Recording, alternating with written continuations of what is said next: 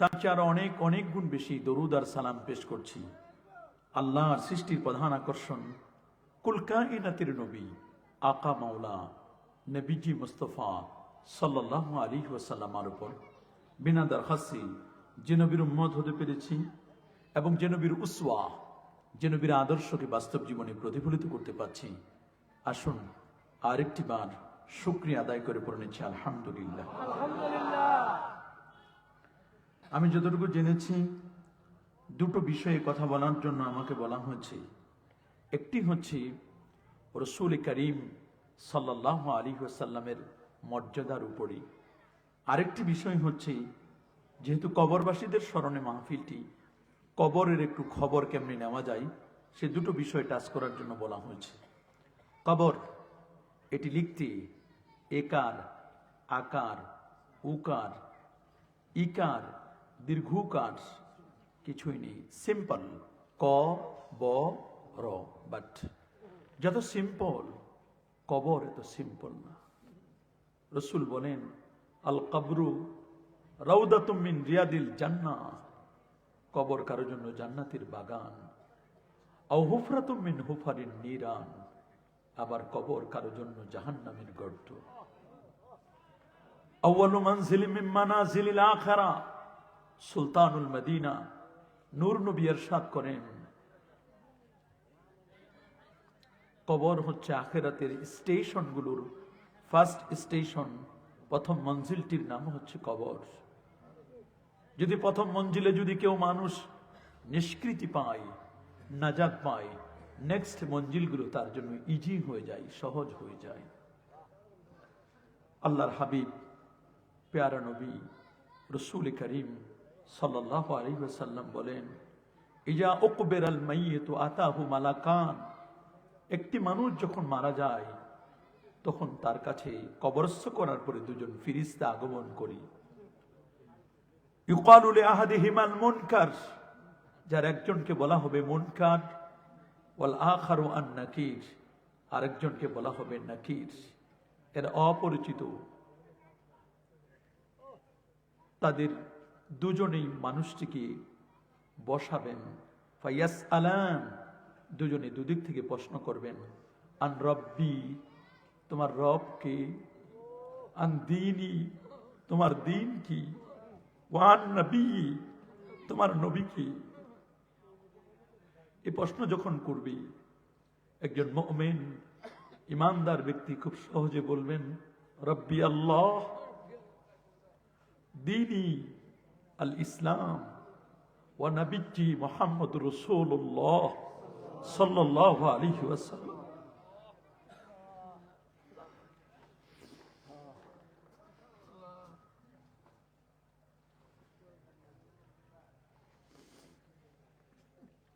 কবর বড় কঠিন জিনিস। দুদিক থেকে কবর এমন চাপ দিবে, এক পাশের হাড় গোড়গুলো ভেঙে চুরমার হয়ে যাবে।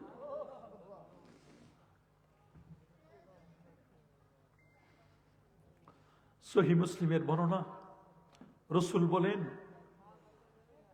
মাররা বিকবরাইন, আল্লাহ নবী দুটো কবরের পাশ দিয়ে যাচ্ছিলেন। রাসূল বলেন এখানে দুটো কবরে আযাব হচ্ছে।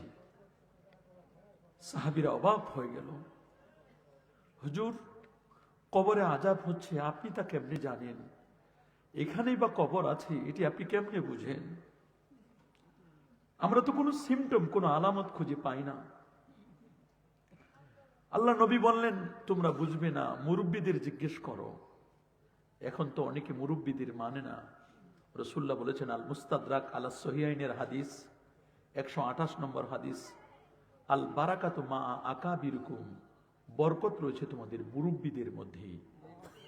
মান লাম ইয়ারহাম সাগীরানা ওয়া লাম ইউক্কির কাবীরানা ফালাইসা মিন্না, যার বড়দের রেসপেক্ট করে না, সম্মান করে না, ছোটদের মায়া করে না, স্নেহ করে না, রাসূল বলেন এরা আমার উম্মত না, এরা আমার উম্মত না। বড়দের সম্মান করতে হয়, মুরব্বীদের পরামর্শ নিতে হয়। এখন ইলিট একদল যুবক বের হয়েছে, মুরব্বীদেরকে মানতে চায় না। এমন একটি সময় ছিল মুরব্বী দেখলে মানুষ থমকে দাঁড়াতো, যুবকরা গাড়ি থেকে নেমে পড়তো। বড় কঠিন অবস্থা ছিল। বর্তমান সিচুয়েশনে মুরব্বীদের সম্মান করতে চাই। রাসূল বলেন কবরে আযাব হচ্ছে, খুব বেশি কারণে নয়। সাহাবীরা বলল, হুজুর কি কারণে আযাব হচ্ছে? রাসূল বলেন একজন মানুষ সে প্রসাবের ছিটা থেকে বেঁচে থাকতো না, গরু, ছাগল, দুম্বা, উট চড়াতো। উট চড়ানোর সময় যখন উটটি যখন প্রসাব করত, উটের প্রসাবের ছিটা গায়ে লাগতো, ওই কাপড় নিয়ে সে নামাজ পড়তো। আমার রাসূল বলেছেন, ইস্তানজিহু আনিল বাউল, তোমরা প্রসাব থেকে বেঁচে থাকো। ফাইন্না আম্মাতা আযাবিল কবরি মিনহু, অধিকাংশ কবরের আযাব প্রসাবের ছিটার কারণে হয়। যুবক, প্রসাব থেকে রাসূল বেঁচে থাকতে বলেছেন, আর তুমি দাঁড়িয়ে প্রসাব করো, দাঁড়িয়ে প্রসাব করো, তুমি তোমার কিডনি রোগ হবে। রাসূলের উম্মতের যেন কষ্ট না হয়, আল্লাহ নবী জীবনে একবার দাঁড়িয়ে পেশাব করেছিলেন। নবীর উম্মত যদি কখনো বিপদে পড়ে, এটাও যেন তার একটা সুন্নাহ হয়ে যায়। নবী আতা আলা মাসবালা, এটা ডাস্টবিন এলাকা আসলেন, ফাবালা কাইমান, নবীজি দাঁড়িয়ে প্রসাব করলেন। নবীজি সেখানে বসলেন না, বললাম কমাও, নবীজি সেখানে বসলেন না, নবীজি সেখানে বসলেন না। যদি নবীজি বসে যান তাহলে পরবর্তী নামাজগুলো তিনি পড়তে কষ্ট হয়ে যাবে। এই জন্য আল্লাহর হাবিব পেয়ারা নবী রাসূল করিম সাল্লাল্লাহু আলাইহি ওয়াসাল্লাম তিনি বলে দিয়েছেন, প্রসাবের ছিটা থেকে বেঁচে থাকো। যারা ঢিলা কুলুপ নেন না, টিস্যু পেপার নেন না, প্রসাব করার পরে ঝাড়া দিয়ে পানি দিয়ে ধুয়ে চলে আসেন, তাদের নামাজ হবে না। পবিত্রতাই তো হয় না, নামাজ তো বহুত দূরের কথা। এরকম নামাজ 40 বছর 50 বছর পড়লেও নামাজও পড়বেন, মসজিদে জুতাও চুরি করবেন, নামাজও পড়বেন, ওজনে কমও দিবেন, নামাজও পড়বেন, সুদও খাবেন, ঘুষও দিবেন, দুর্নীতিও করবেন। এরকম নামাজ তাকে ইন্নাস সালাতা তানহা আনিল ফাহশাই ওয়াল মুনকার, নামাজ তাকে অশ্লীল কর্ম থেকে বেঁচে রাখবে, বাঁচিয়ে রাখবে। কিন্তু নামাজের আগে তো শর্ত উজু, উজুই তো হয় না। উজুর আগের শর্ত হলো ইস্তেঞ্জা, ইস্তেঞ্জা নাই, উজু নাই, তা নামাজ হবে কেমনি? কথা বলুন, জোরে বলুন। রাসূল বলেন আরেকটি কারণে আরেকজন লোকের আযাব হচ্ছে। বলে কেন তা? আল্লাহ নবী বলেন সে কারণটি হচ্ছে ওয়ায়ামশিন নামিমা, সে চগলখড়ি করত। বর্তমান পৃথিবীর সবচেয়ে একটি ঘাতক রোগ চগলখড়ি, গীবত, শিকায়াত, হিংসা। কথা বলেন, এই রোগে আমরা সবাই আক্রান্ত। ঠিক বললেও ঠিক, না বললেও ঠিক। যে মনে করেন যে আমি ঠিক বলি নাই, মনে হয় আমি এই রোগে আক্রান্ত না। সবাই আমরা এই রোগে আক্রান্ত। এখানে এমন একজন নাই যার অন্তরে হিংসা নাই, আছে না নাই? চগলখোর আছে না নাই? একজনের কথা এর কাছে লাগাই দেয়, এর কথা এর কাছে লাগাই দেয়, এর কথা এর কাছে লাগাই দেয়। আর এখন তো সংসদ ভবন নাই, প্রত্যেকটা চায়ের দোকান মিনি সংসদ ভবন। কথা বলুন। আল্লাহ নবী 1000 বছর আগে বলে দিয়েছেন, তাজিদুনা শাররান নাসা ইয়াউমাল কিয়ামাহ জাল ওয়াজহাইন ইয়াতি বিহাউলাই ওয়াজহিন ওয়া ইয়াতি বিহাউলাই ওয়াজহিন। আল্লাহ নবী বলেন কঠিন কিয়ামতের ময়দানে দুইজন লোককে, এক লোককে এমন পাবা যে লোকটা দ্বৈত নীতির, ডাবল স্ট্যান্ডার্ড, দুইটা নীতি অবলম্বন করে এই মুখ দিয়ে ইমাম সাহেবের কাছে বলবে, হুজুর আপনার মতো ভালো মানুষ আল্লাহর জমিনে আর কেউ নাই। আবার হুজুরের কথা আরেকজনের কাছে বলবে, এই ইমামের মতো খারাপ আর আল্লাহর জমিনে কেউ নাই। একই ব্যক্তি, কথা বলুন, ব্যক্তি একটাই, কথা কয়টা? এই জবানটা একজনের কাছে বলবে একরকম, আরেকজনের কাছে বলবে আরেক রকম। আর ভোটের আগে যে অবস্থাটা কেমন হবে, বলে আল্লাহ যদি বাঁচায় রাখে, যদি মরণ না হয়, ভোট আপনাকে ছাড়া আর কাউরে দিব না। আল্লাহ যদি আমারে বাঁচায় রাখে, ভোট আপনাকেও দিব, এনাকেও দিবে, এনাকেও দিবে, দুইজনকেই দিবে, দুই দিক থেকে। এটা আর আমি বললাম না, আপনারা জানেন, দুই দিক থেকে নিছে। কথা বলেন, জোরে বলেন। তাহলে এর কবরের অবস্থা কেমন হবে বুঝে দেখেন। বলেন, কবর এমন কঠিন ভয়াবহ জিনিস। ইন্না লিল কাফির ওয়া লিল মুনাফিক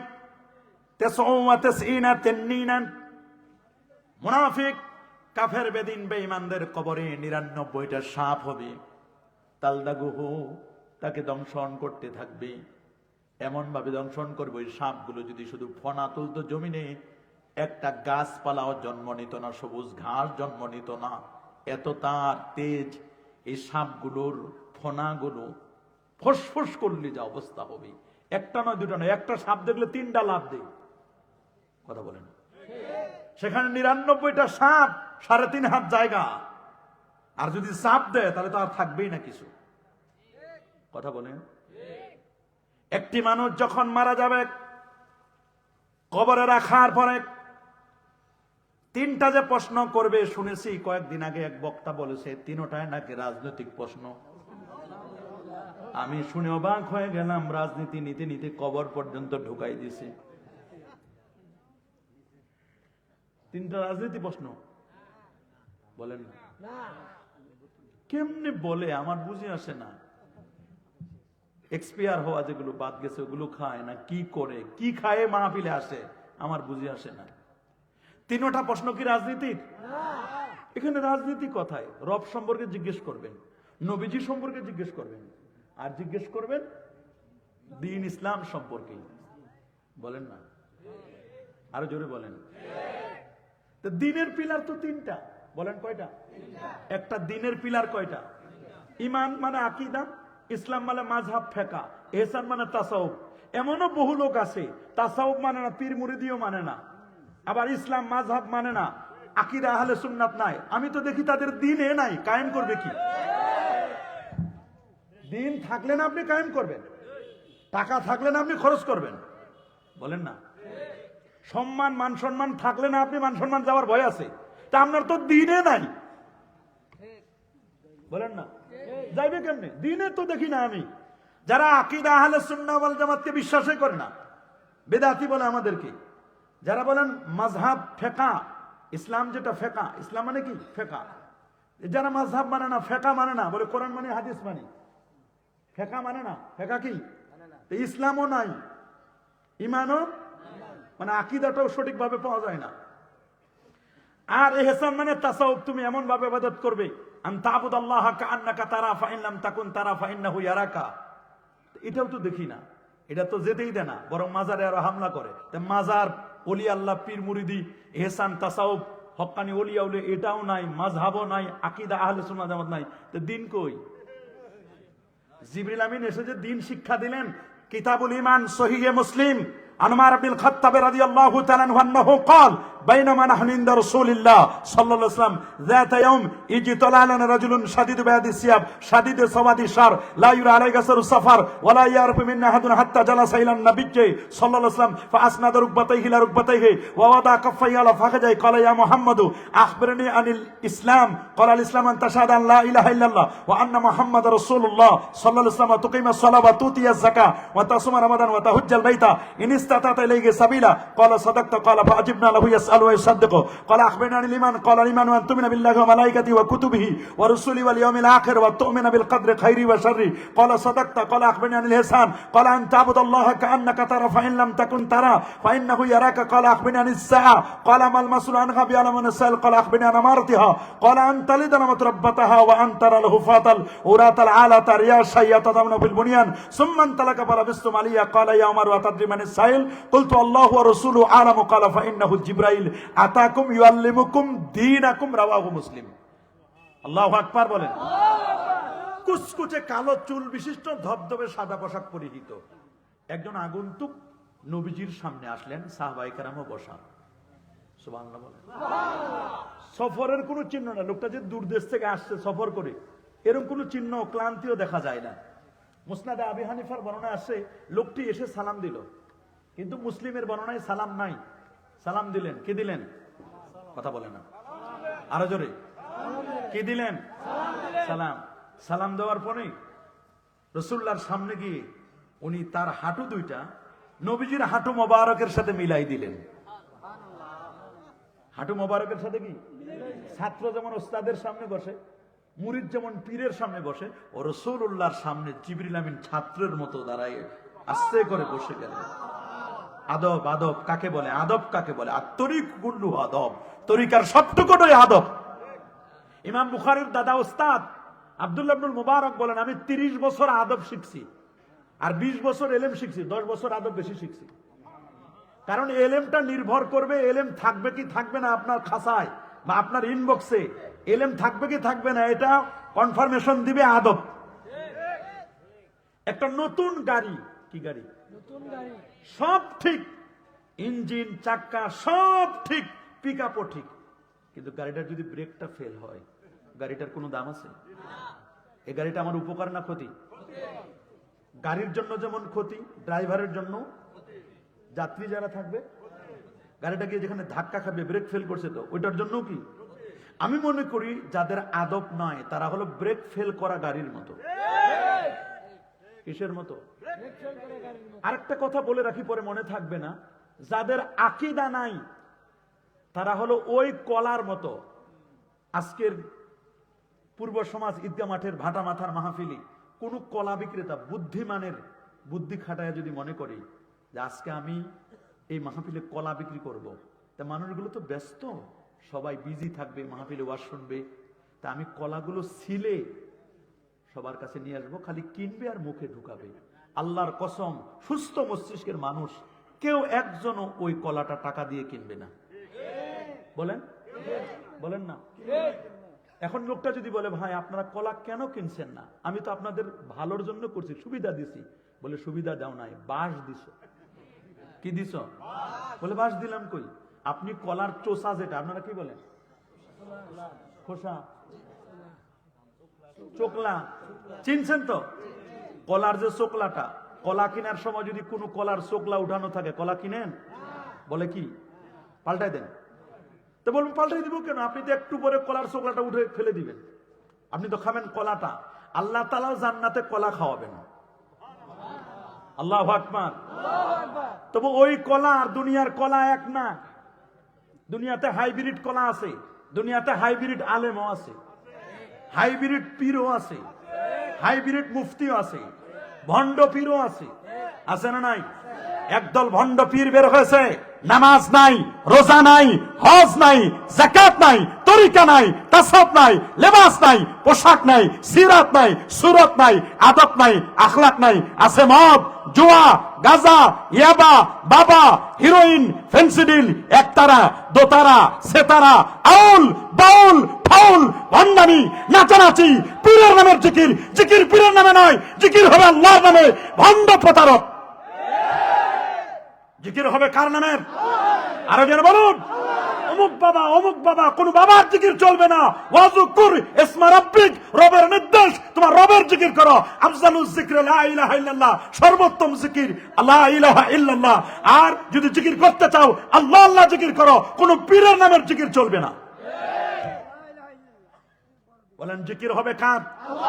সবাই বলেন জিকির হবে আল্লাহর। কার জিকির? আল্লাহ। কোন বাবার জিকির?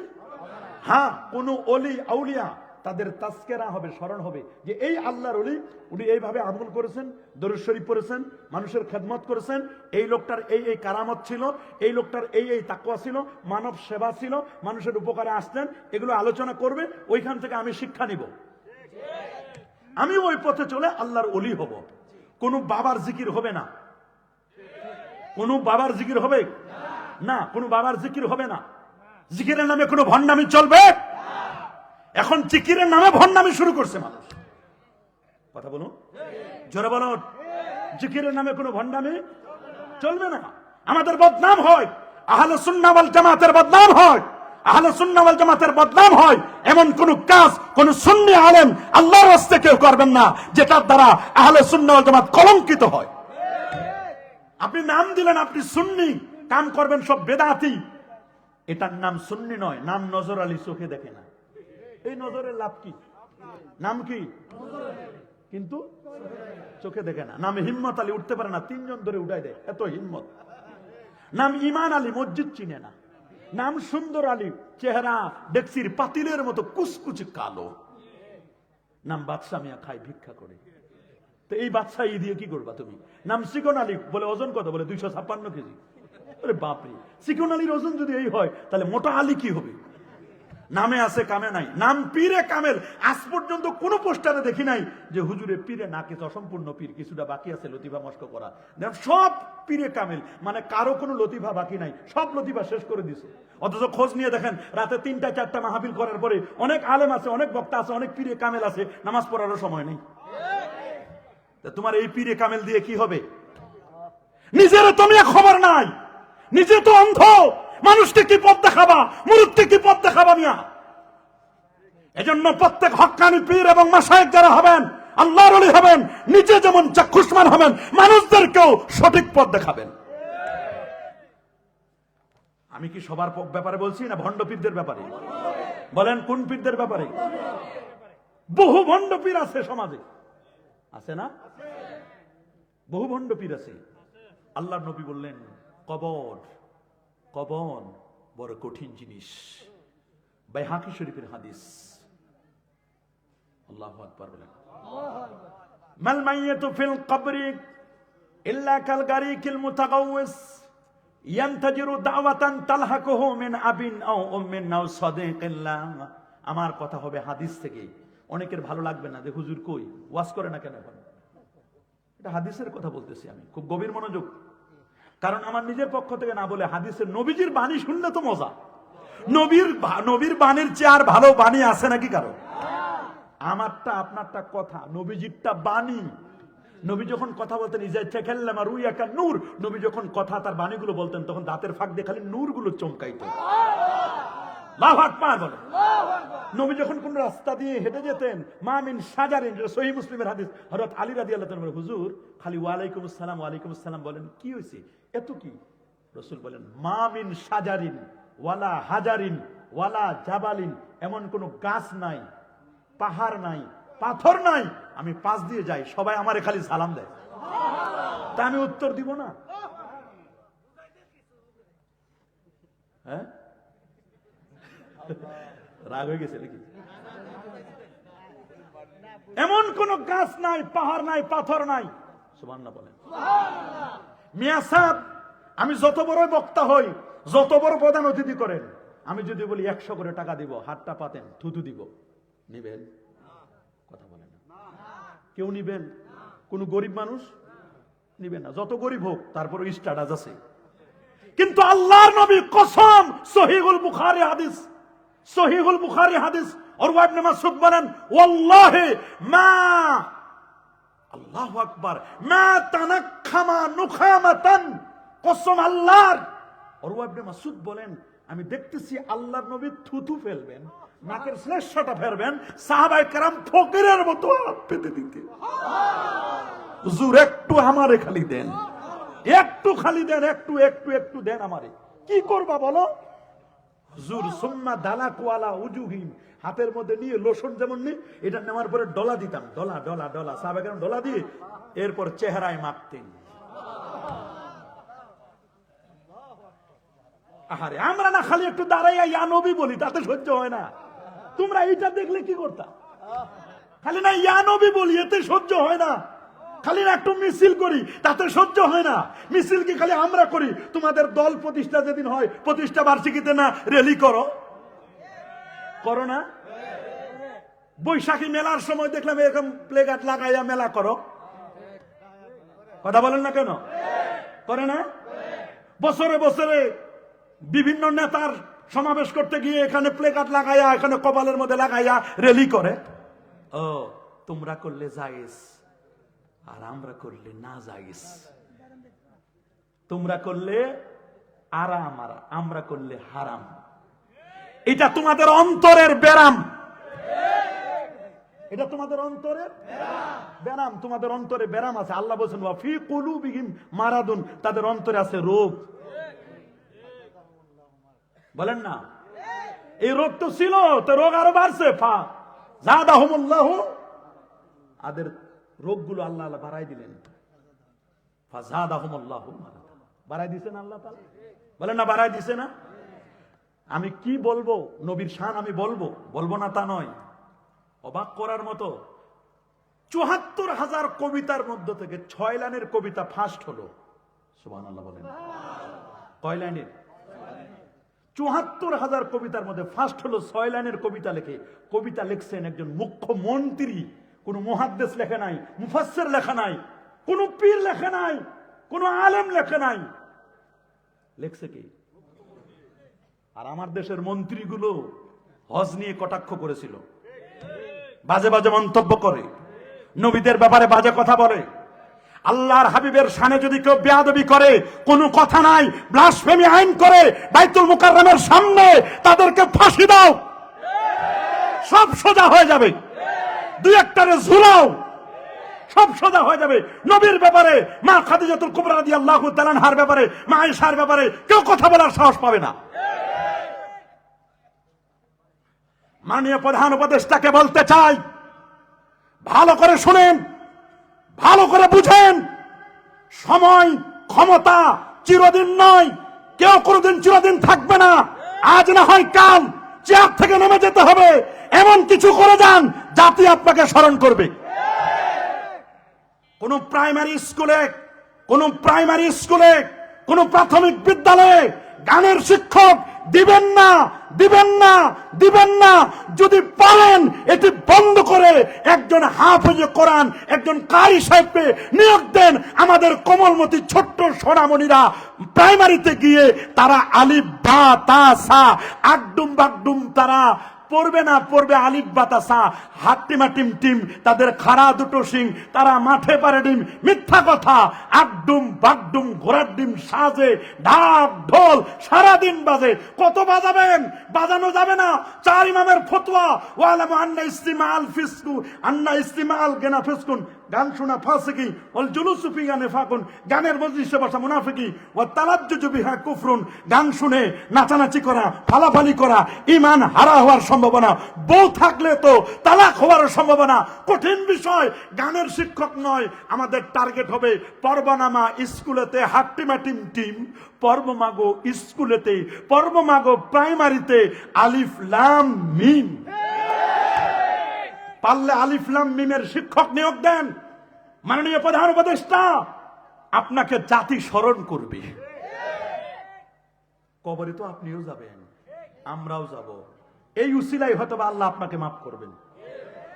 এটা করে দেন, করে দেন এটা, দেখবেন। কারণ দেশে হাজার হাজার হাফেজে কোরআন, কত ছাত্রদের মাথায় আমরা পাগড়ি পরাই দিই, কত ছাত্রের মাথায় পাগড়ি পরাই দিলাম। এই হাফেজে কোরআন গুলো কোথায় যাবে? আল্লাহর মেহেরবানি, আমার দেশের হাফেজ যারা, তারা প্রথম কোয়ালিটির হাফেজ, সারা ওয়ার্ল্ডের মধ্যে চ্যাম্পিয়ন হওয়া হাফেজ। এইরকম হাফেজদেরকে যদি আপনি প্রাইমারি লেভেলে ভালো বেতনে যদি চাকরি দেন, এই হাফেজগুলোর কর্মসংস্থান হবে। আমার কোমলমতি সন্তানগুলো, এরা আলিফ লাম মিম শিখবে। এরা যখন কোরআনের নূর যখন সিনায় ঢুকবে, অটোমেটিক সমাজ থেকে ফিতনা ফাসাদ, মদ জুয়া গাঁজা ইয়াবা বাবা হিরোইন, ওজনে কম দেওয়া, দুর্নীতি করা, সবগুলো অটোমেটিক বন্ধ হয়ে যাবে। বলুন, এটা করে যান। 6 লাইনের কবিতা ফার্স্ট হলো, সুবহানাল্লাহ বলেন।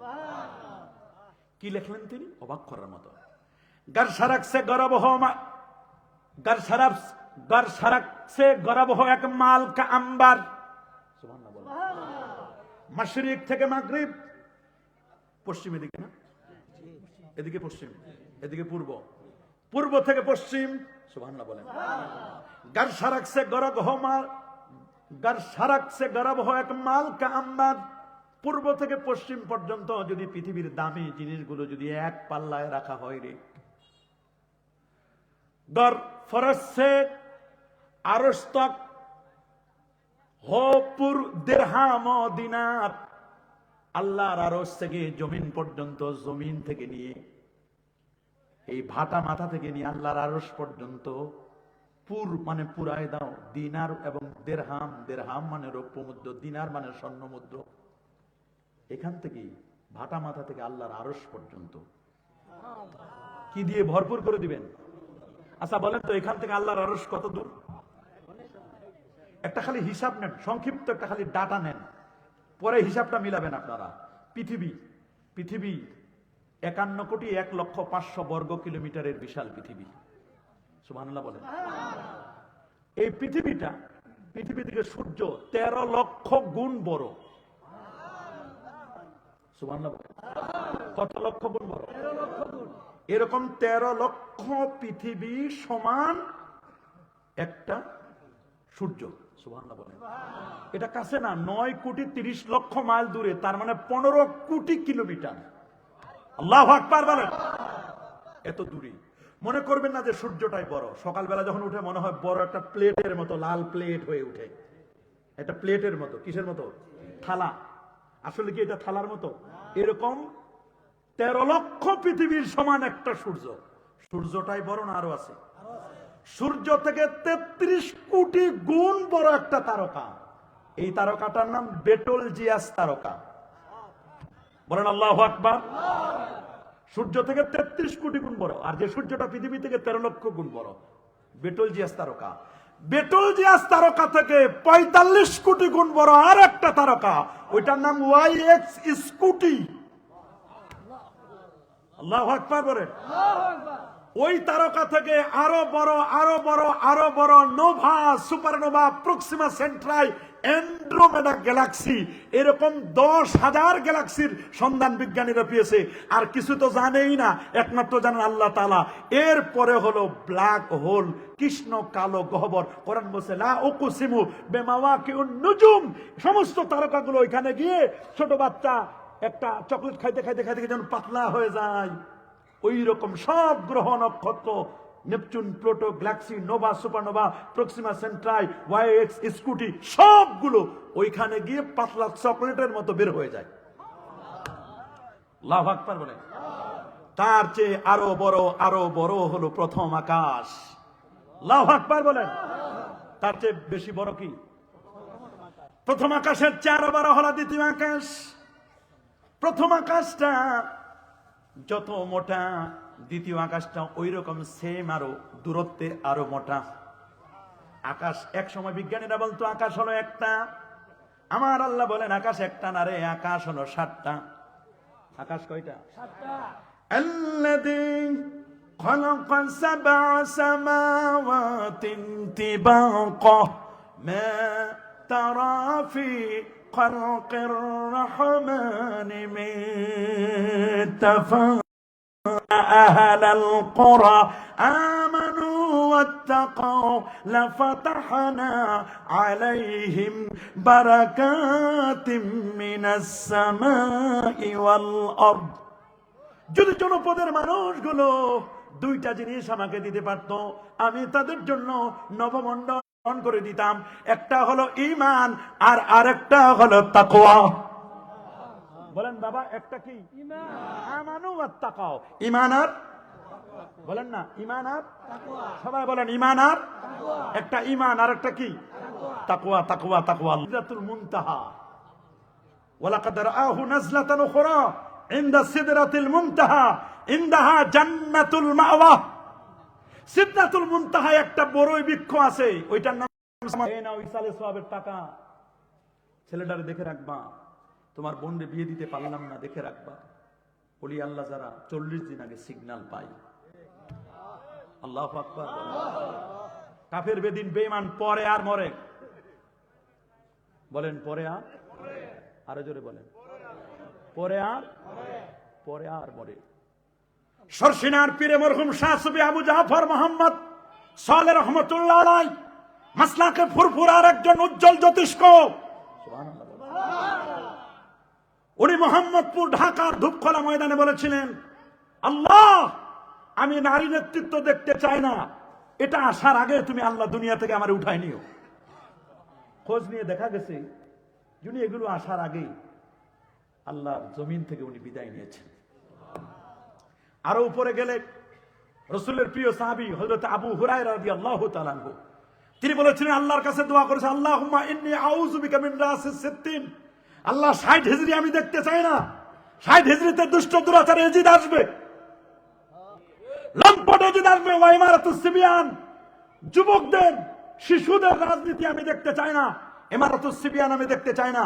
আল্লাহ এর আসার আগে তুমি আমার দুনিয়া থেকে উঠাই নিও।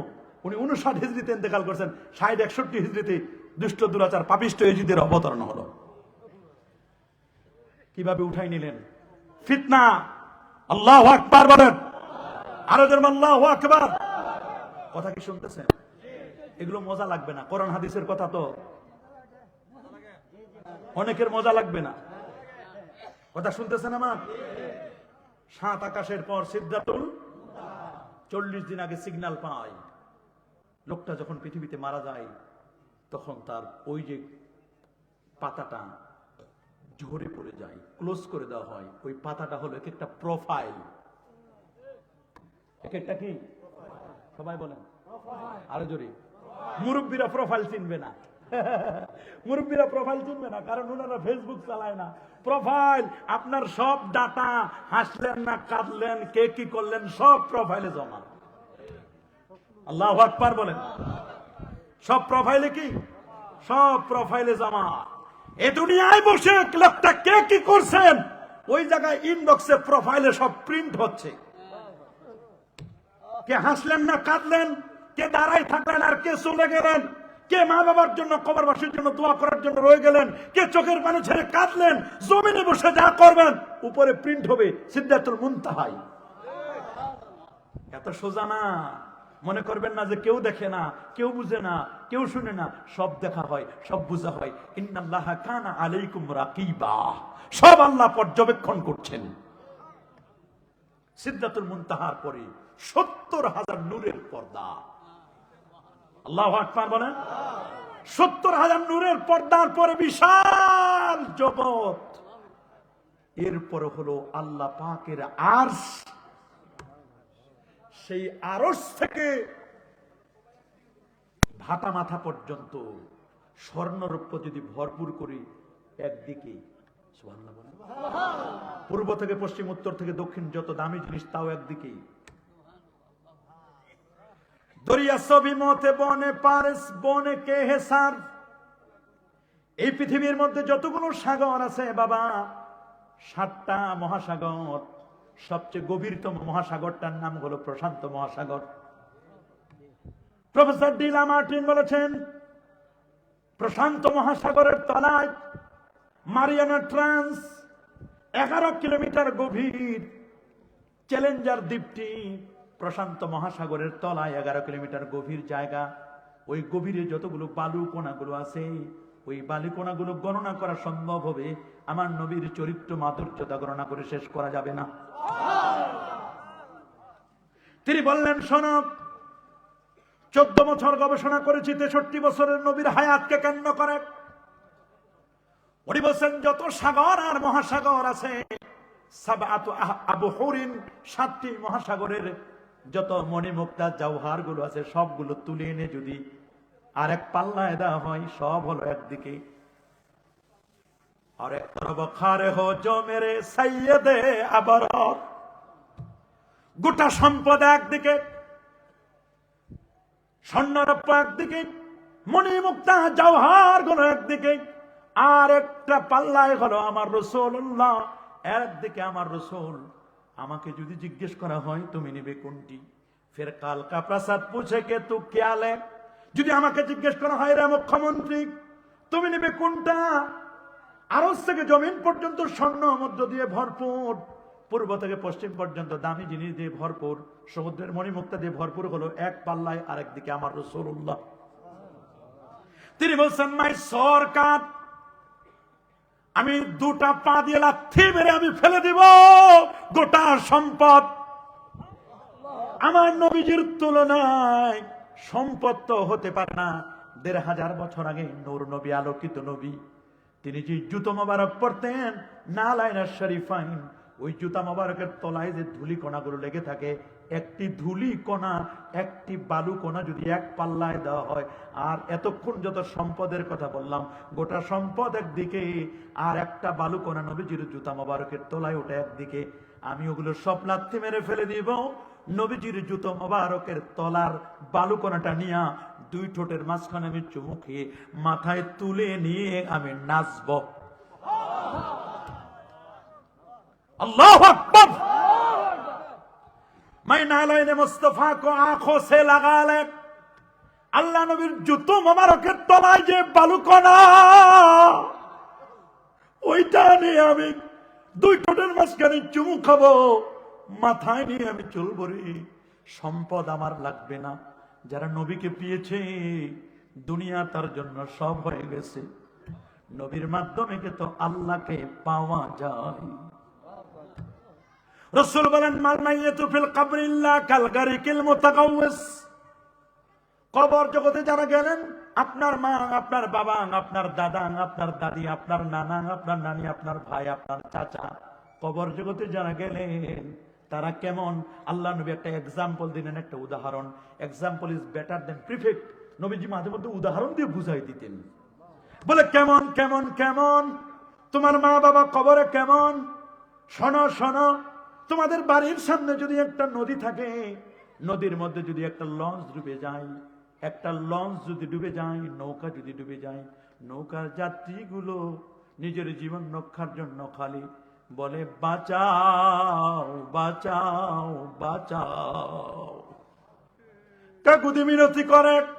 আপনার মা বাবা, দাদা দাদি, নানা নানি যারা কবরে, ওরা বেগে গে শুধু বারবার বলতেছে বাঁচাও রে আমার বড় ছেলে, রে আমার ছোট ছেলে, আমার মেজ ছেলে, তোরে বাড়ি দিলাম, গাড়ি দিলাম, ব্যবসা প্রতিষ্ঠান দিলাম, জমি জমা দিলাম, বাড়ি ঘরে তো সুন্দর করে করলাম, তোর বাবার কবরটার কাছে একবার আইলি না রে, একবার খবর নিলি না?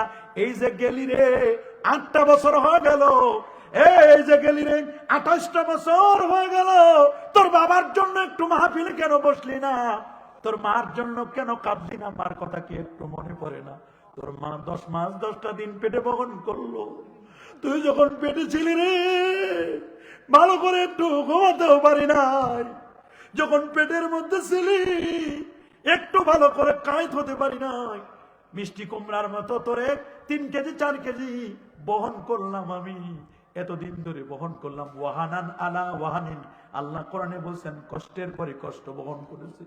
শুধু এটা কষ্ট না, শুধু এটা কষ্ট না, শুরু থেকে কত হাজার বার বমি করলাম, কত বমি করলাম, কত কষ্ট।